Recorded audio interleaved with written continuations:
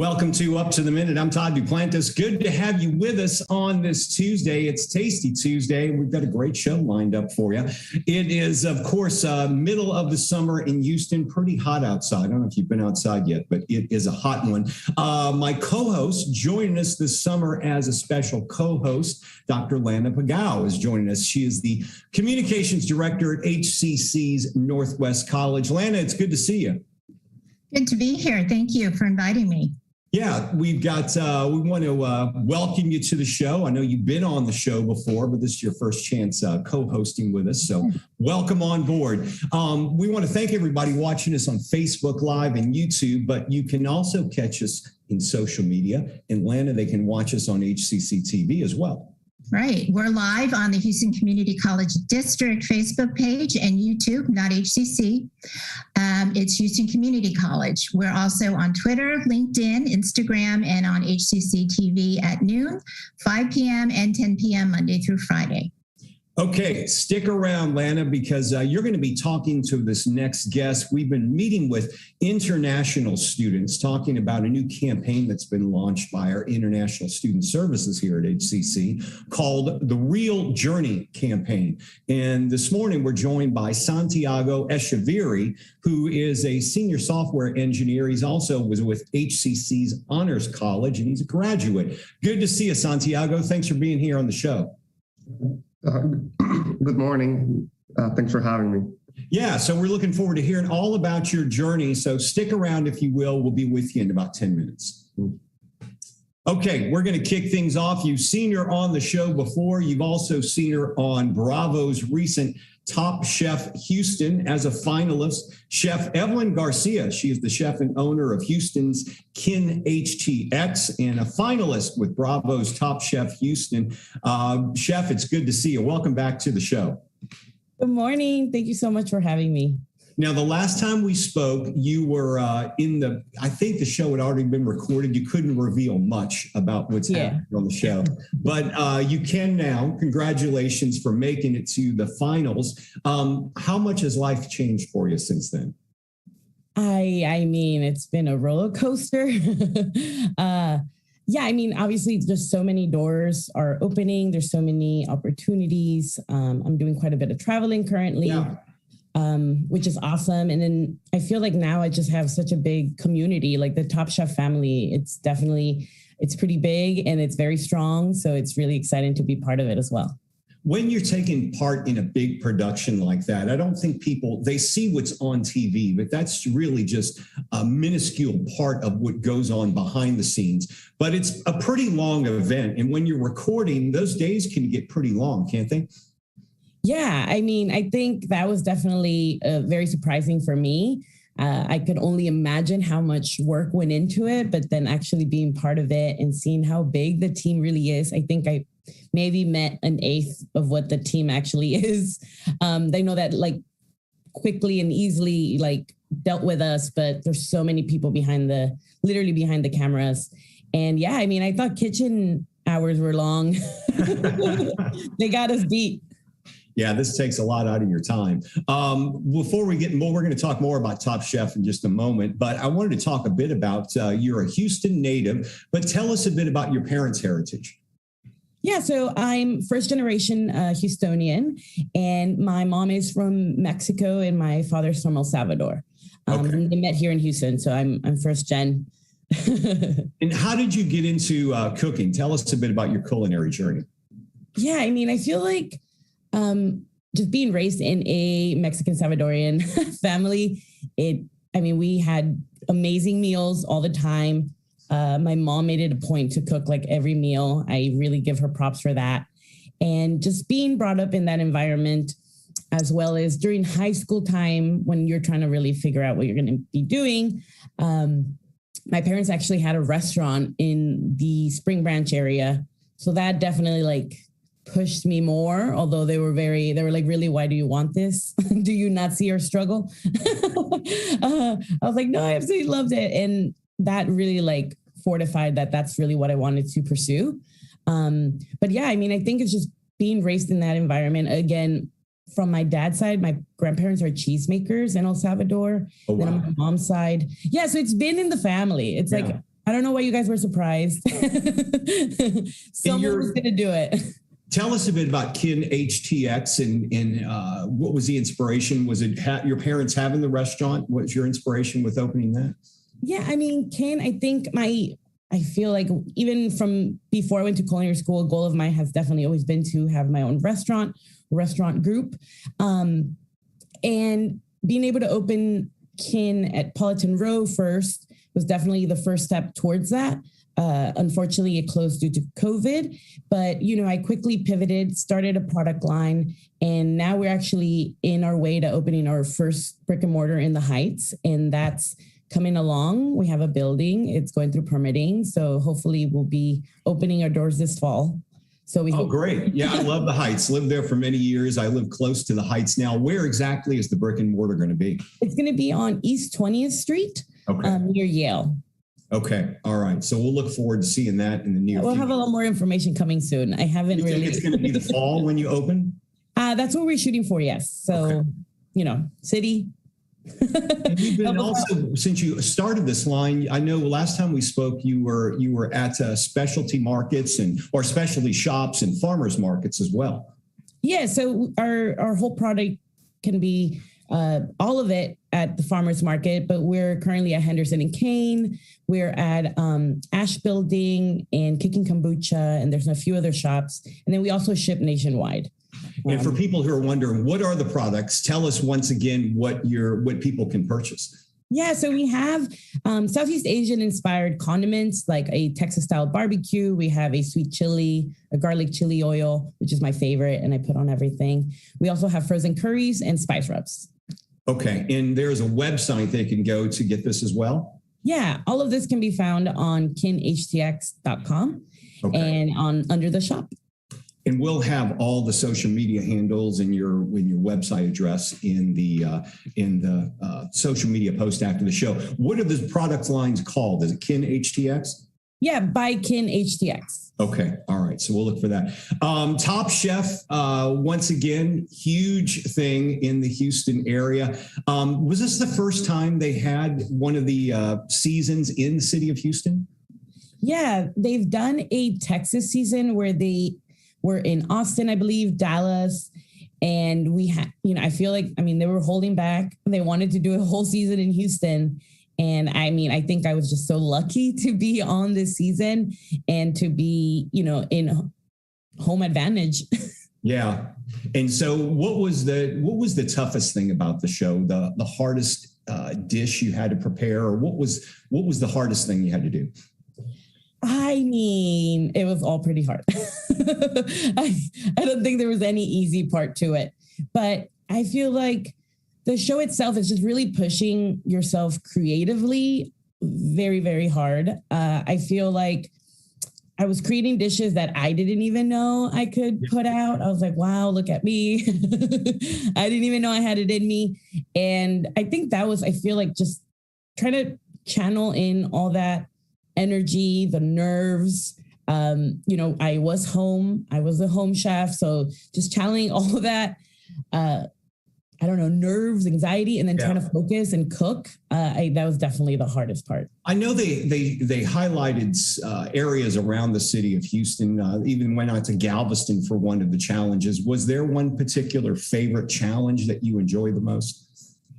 Yeah, there were so many, but I feel like I really enjoyed the female trailblazer episode. And I was so lucky enough to choose Selena as the inspiration for a dish. And that was just like, someone's definitely watching over me. Right. In the finale, the finale took place in Tucson. Is that right? Yes, Arizona. And what was how was it working with the finale? You're up against one other person, you're down to the wire. Is it nail biting? Is it something that's very stressful? How did that feel? I feel like I was up there in front of the judges, like giving my spiels on my dishes. And I honestly do not even remember who was on the table. I blacked out a little bit. It was definitely very intense. It was beautiful in Arizona, in Tucson. It's my first time there.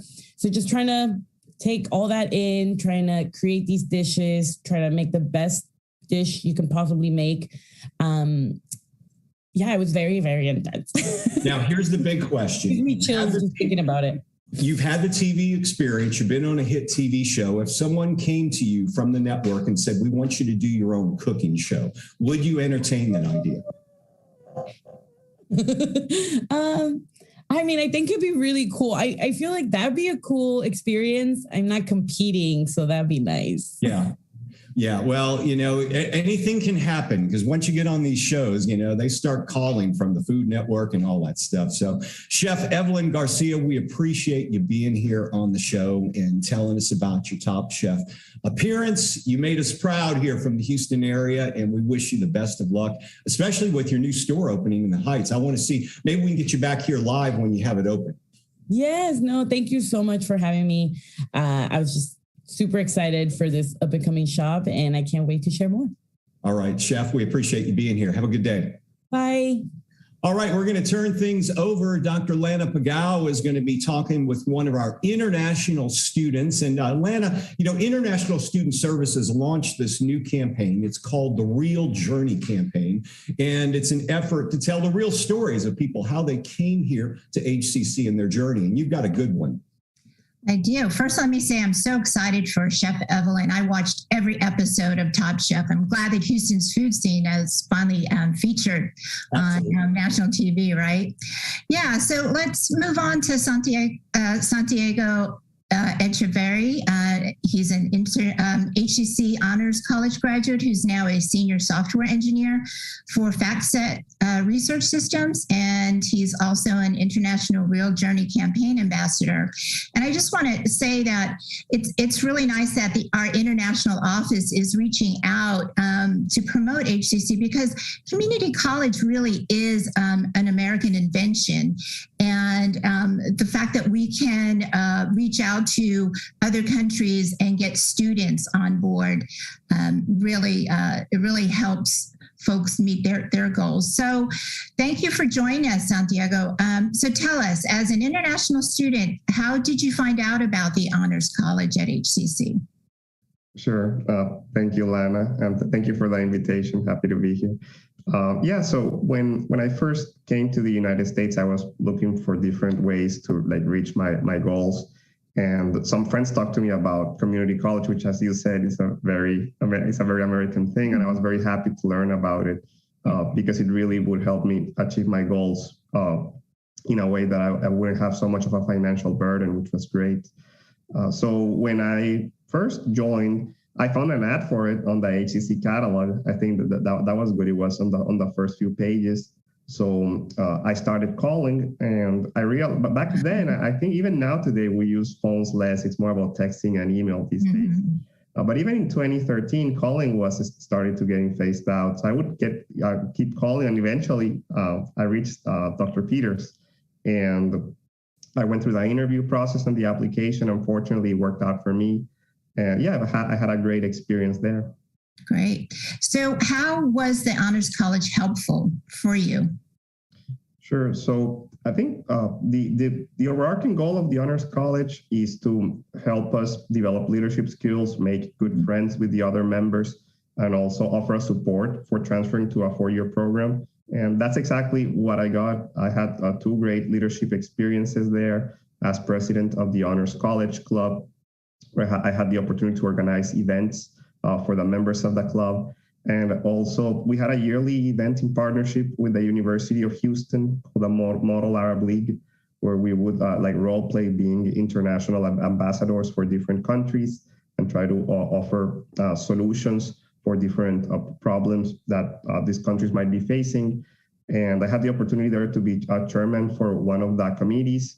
And it was great. I met students from UH, Texas A&M, and other Texas schools. So I got that great leadership experience. I made lots of friends with other members of the class that were from the US and also international, because the program was open to domestic and international students too.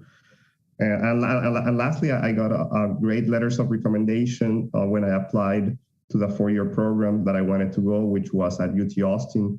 And yeah, and that worked out for me. I eventually did transfer to UT Austin, which is where I wanted to go. Excellent.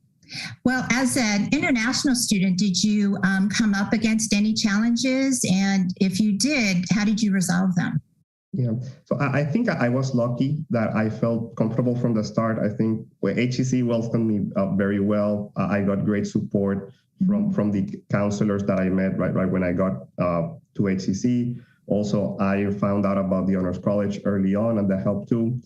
And lastly, I think I was fortunate because at least the naming of high school courses in Colombia are similar to the United States. And I did notice this was a challenge for other international students where the naming is different, because when we would sign up, say for calculus, there would be like a list of prerequisites. And I would see, okay, I already took this course, which has the same name, just translated to Spanish, but and it would be exactly the same. I did notice students from other countries where the naming is different.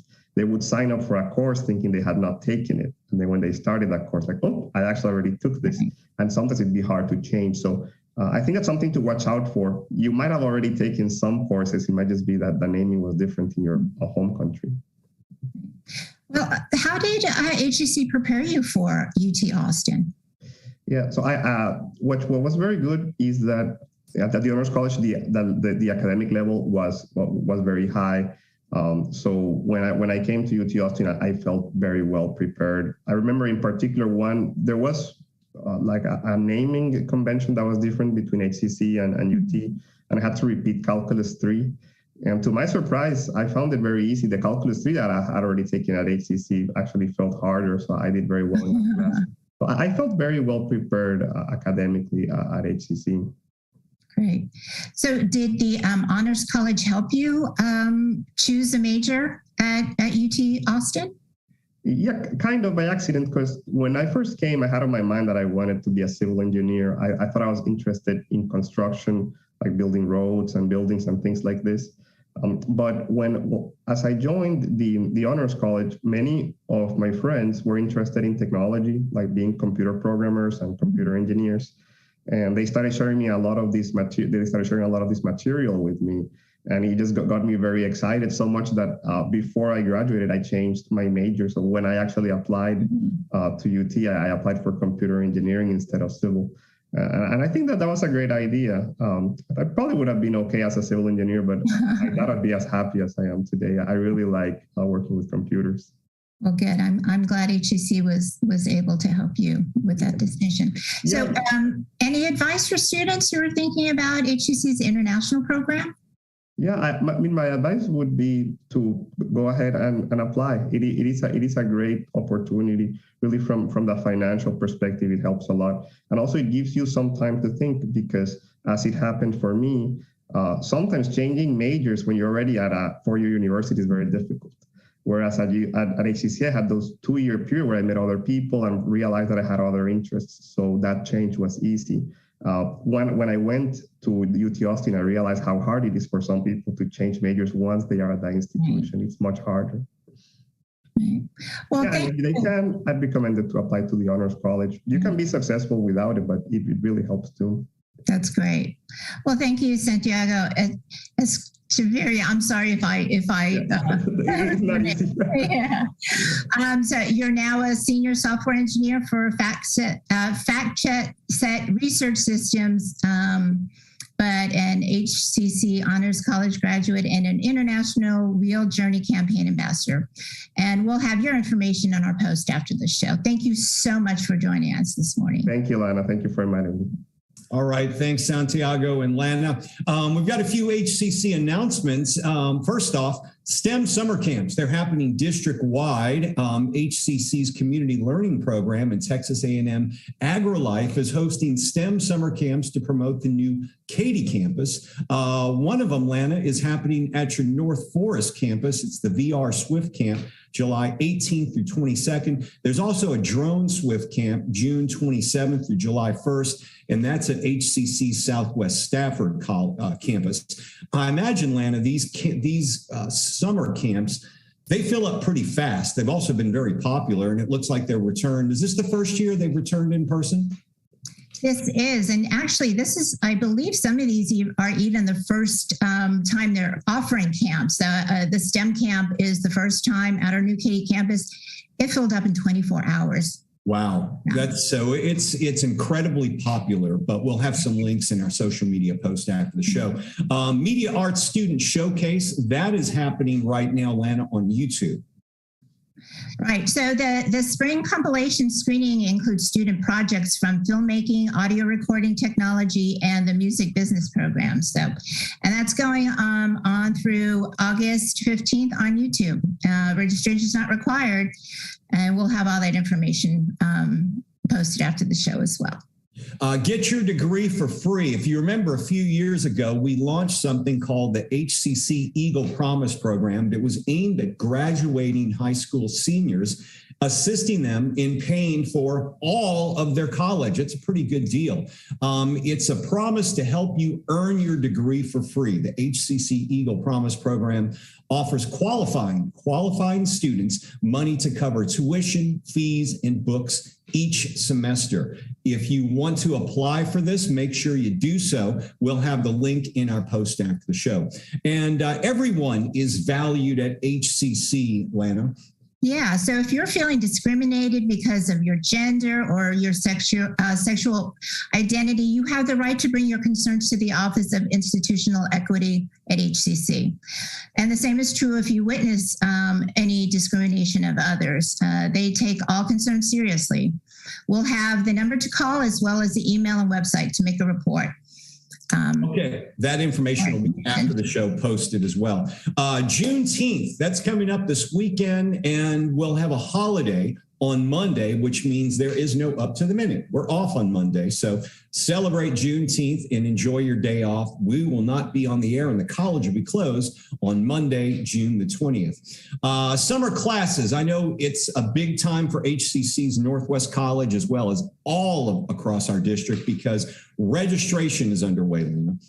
Yeah, for summer classes, you can still register. We have a couple of mini semesters coming up, but think about the fall. Registration's open, it's going on. Course options remain. You can do them online at any time, no established class meeting times.